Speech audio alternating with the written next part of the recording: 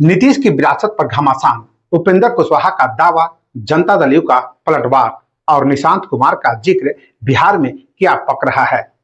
नमस्कार, मैं हूं विपिन, आप देख रहे हैं न्यूज जीरा। बिहार की राजनीति में एक सवाल अचानक बड़ा हो गया है, नीतीश कुमार के बाद क्या। लेकिन इस सवाल का जवाब तलाशने से पहले एक और सवाल पूछना जरूरी है। नीतीश कुमार की विरासत आखिर है क्या? क्या यह मुख्यमंत्री की कुर्सी है? क्या यह जनता दल यू का संगठन है? क्या यह एक राजनीतिक विचारधारा है, या फिर वह सामाजिक और राजनीतिक समीकरण जिसे नीतीश कुमार ने दशकों में खड़ा किया? क्योंकि जैसे ही आरएलएमओ प्रमुख उपेंद्र कुशवाहा ने कहा कि उनकी पार्टी भी नीतीश कुमार की राजनीतिक विरासत को आगे बढ़ाने का दावा करती है, बिहार की राजनीति में जैसे किसी शांत पानी में पत्थर गिर गया। और फिर आया जनता दल यू का जवाब चादर जितनी हो पांव उतने ही फैलाने चाहिए। सवाल है, इतना तीखा पलटवार क्यों? क्या सिर्फ एक बयान से जनता दल यू असहज हुई, या फिर इस बयान के पीछे बिहार की आने वाले राजनीति का कोई बड़ा संकेत छिपा है? आज इसी की पड़ताल करेंगे। एक बयान और शुरू हो गई विरासत की लड़ाई। उपेंद्र कुशवाहा का बयान सुनने शायद एक समान राजनीतिक बयान लगे, लेकिन राजनीति में शब्दों का वजन कहने वाले व्यक्ति से तय होता है। और उपेंद्र कुशवाहा नीतीश कुमार की राजनीति से अपरिचित नाम नहीं है। इसलिए जब उन्होंने कहा कि नीतीश कुमार की राजनीतिक विरासत को आगे बढ़ाने का दावा आरएलएमओ करता है, तो सवाल उठना स्वाभाविक था। लेकिन जनता दल यू ने इसे कैसे देखा? जनता दल यू के प्रदेश अध्यक्ष उमेश सिंह कुशवाहा ने बिना नाम लिए कहा, चादर जितनी हो पांव उतनी ही फैलाने चाहिए। और बात यही नहीं रुकी।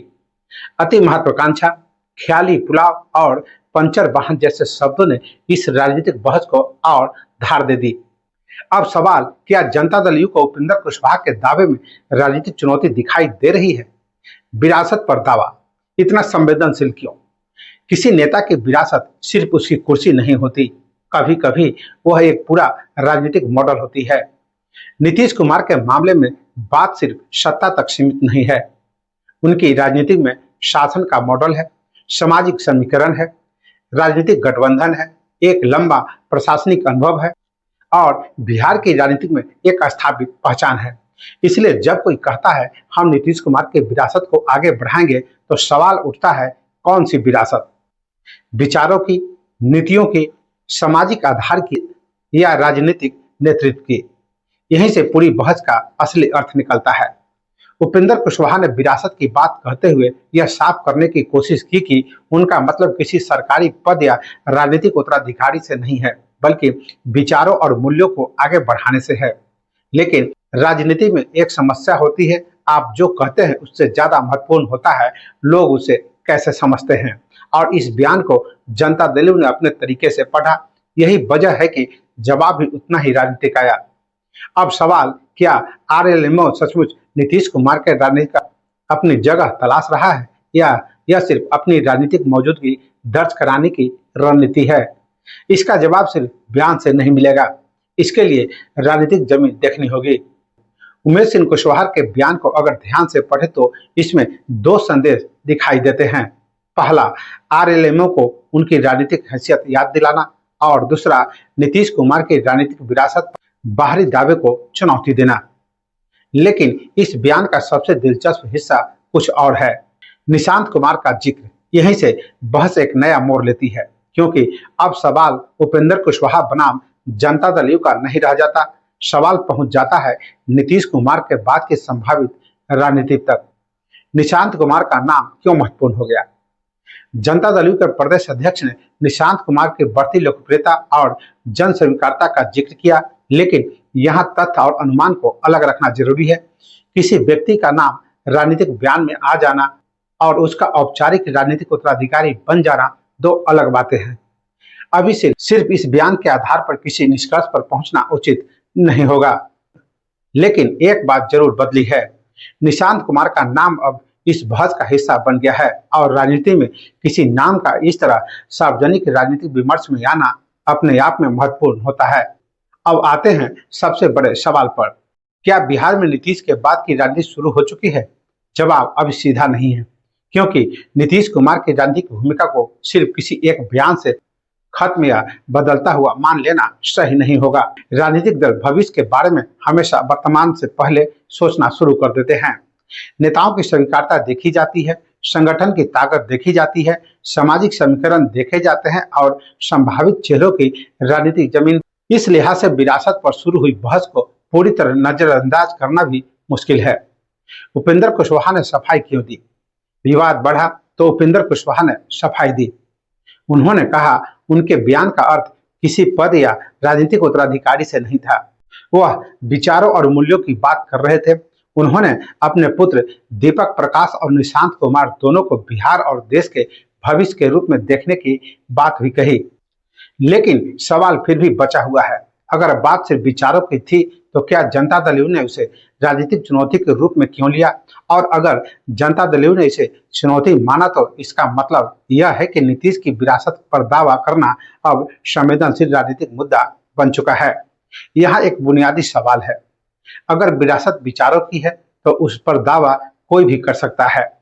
अगर विरासत नीतियों की है तो उन्हें आगे बढ़ाने वाला कोई भी दल हो सकता है। लेकिन अगर विरासत राजनीतिक संगठन और वोट बैंक की है तो मामला बिल्कुल अलग हो जाता है, क्योंकि वह विरासत सिर्फ बयान से नहीं मिलती। उसके लिए चाहिए संगठन, कार्यकर्ता, जन समर्थन और सबसे महत्वपूर्ण जनता का भरोसा। असल फैसला कौन करेगा? जनता दल यू अपना दावा रखेगी, आरएलएमओ अपना दावा रखेगा, दूसरे राजनीतिक दल भी अपनी अपनी व्याख्या देंगे। राजनीति में आखिरी अदालत न तो सोशल मीडिया है, न प्रेस कॉन्फ्रेंस है, न कोई राजनीतिक बयान। आखिरी फैसला होता है मतदाता का। वही तय करेगा किसके साथ जाना है, किसे स्वीकार करना है और किसे सिर्फ बयान देने वाला नेता मानकर छोड़ देना है। इसलिए आज यह कहना कि नीतीश कुमार की विरासत का अगला चेहरा कौन होगा, जल्दबाजी होगी।